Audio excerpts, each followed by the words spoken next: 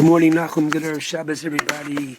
Whoa. Tomorrow we have the privilege of starting and reading Parshas Terumah. Parshas Terumah contains, according to the Chinuch, 3 mitzvos, 2 positive and 1 restriction.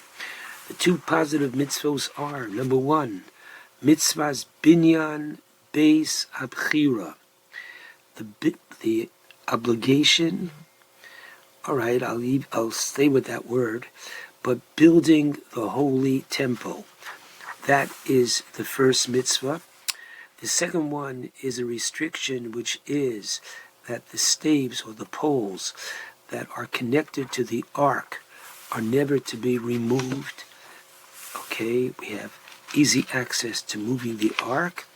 And finally, the third mitzvah is the precept of Sidur Lechem Haponim Ulevona, arranging the showbread and the frankincense in the sanctuary.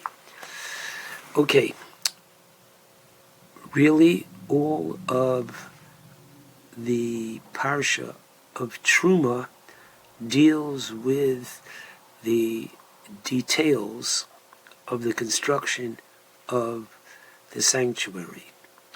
It is clear that the whole idea of building a, quote, home house for God is an enigma to begin with.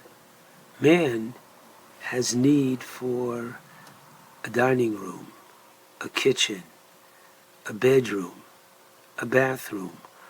All the requirements of a house is what man needs.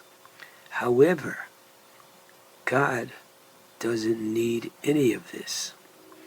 So the whole, and then as King Shlomo says in his dedication of the first Beis HaMikdash, wait a second, he says, the heavens cannot hold you, God, let alone a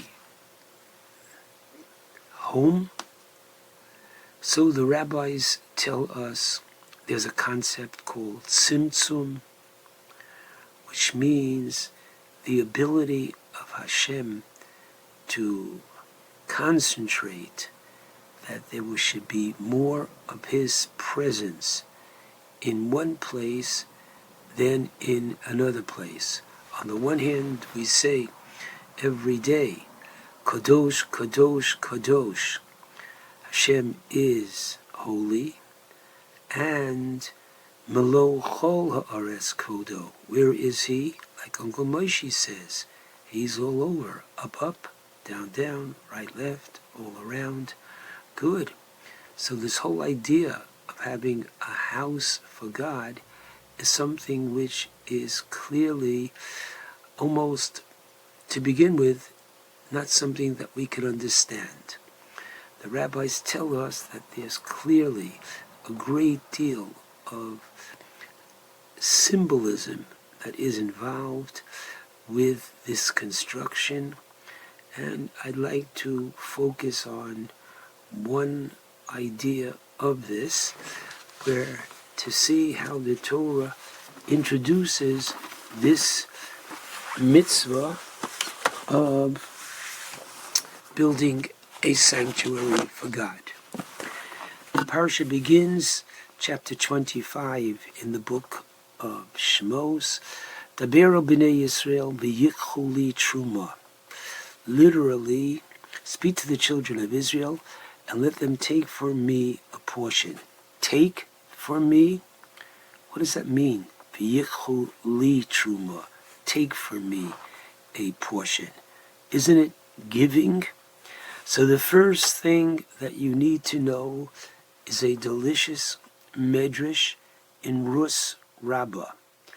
In the second chapter of Rus, we find that Rus goes into the field of Boaz, and she is collecting the different gifts to the poor that the owner of the field is to leave for the poor.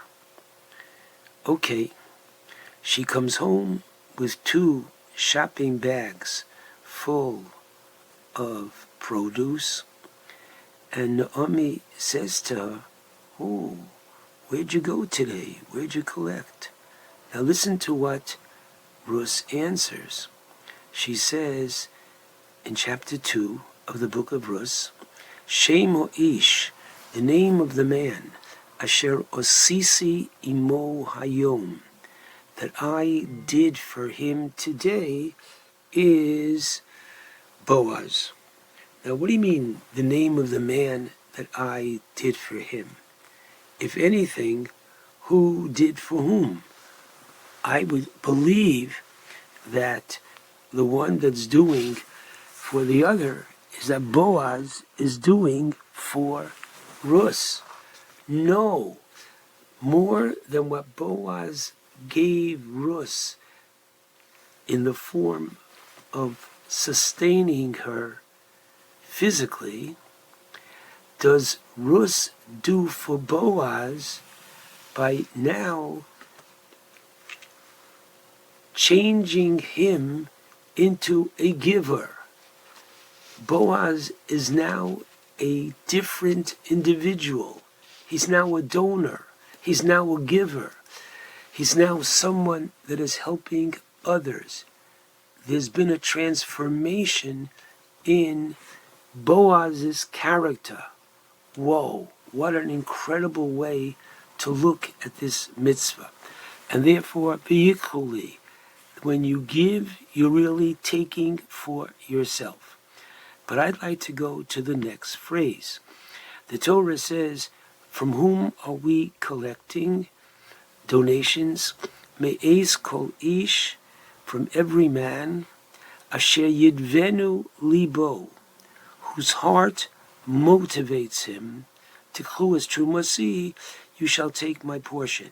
Meaning that I'd like to introduce you to a fascinating Gemara in Bava Basra 8b.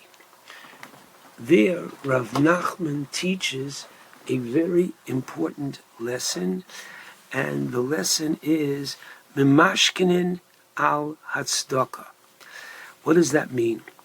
The Talmud is discussing in several pages in and around 8, 9, 10 in Bava Basra various aspects of the laws of charity. And the first thing that we ought to learn is that tzedakah is not to be translated, as most of us probably do, as charity. Charity is clearly a voluntary act that a person does. Tzedakah is not always voluntary. Memashkinin al tzedakah. What does that mean? It means that the representatives of the Jewish Beis Din court of law are authorized to seize a pledge for an unpaid charity obligation. Now, this obligation, where did the obligation come from? Did the person obligate himself and say, I will give X amount of money, and that's why he's obligated? Or no, there's a need in the community, and the community says everybody has to participate. Now, sometimes everybody participates equally, and sometimes no. Based upon the individual's income, the community has the right to tax. Exactly. We have an obligation, and indeed, if you take a look in the Sefer HaChinuch, okay, we find, what is Mitzvah 478? Mitzvah 478 is not to refrain from sustaining a poor man and giving him what he needs. And Mitzvah 479 is the Mitzvah of Tzedakah. And how is this translated by the Chinuch? To act with charity toward a person who needs it, with gladness and a good heart. What's the difference? the check I give you. What's the difference if I wrote it willingly or if I was coerced? I was embarrassed. How could I give this if other people? Come on, what? In other words, we should give of our personal wealth to anyone in need, support the poor man with whatever he requires for his sustenance with all our ability. Okay? And the Chinuch continues that the Torah says, Nason titain, you shall surely give. Open your hand. Okay? Now, even 100 times. It's also stated that you shall uphold him as a stranger. He shall live with you. And listen carefully, the idea is that the Torah is telling us that we have to do it in such a way that we don't embarrass, etc. But there is an obligation. However, whereas there might be an obligation for different charities for which the community has the right to tax everyone. God forbid there's a tragedy and the breadwinner of the family has been taken away or a house has burned down. Whatever the tragedy might be, the community has to step up. That's a very interesting idea. And they can be taxed. Comes along the Sapurno and says, not in our situation here. In our situation here, the beginning of chapter 25, where the Torah is speaking of the mitzvah of building a sanctuary, it has to be done me'es kol ish, from every individual, asher yidvenu libo, whose heart literally is moving him, motivates him, okay, as opposed to any kind of coercion. And the Sapurno, in his commentary on this verse, says very clearly that this is to the exclusion of mimashkinin alat staka. We don't tax somebody to contribute to the building of a Beis Hamikdash. Now, that's not to say that if a community needs a synagogue, we're talking about building the Beis Hamikdash, and clearly what the Torah is informing us is that it is built based on the goodwill, the sincerity, the desire of the Jewish people. And this is what ultimately brings the Ashrosh HaSchina, that God's presence could, should, will be in our midst. And interestingly, says the Malbim, even King David, Melech Yisrael, couldn't build the first Beis Hamikdash. He readied to get all the materials ready for the Shlomo, his son, does it. Why? Because David would very well build it for ulterior motives. The ulterior motives would be that there'd be no more wars. Whoa, that's such a beautiful idea. But still, we want one thing, Tocho Ratzuf Ava, as found in Shir HaShirim.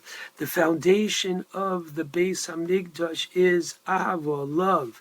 And it's done for no other reason but the Jew wants to have a beautiful relationship with HaKadosh Baruch Hu, with God, and therefore Hashem Tzilcha, which means Hashem is our shadow, commensurate with our relationship, right? So our relationship to Him is His relationship to us.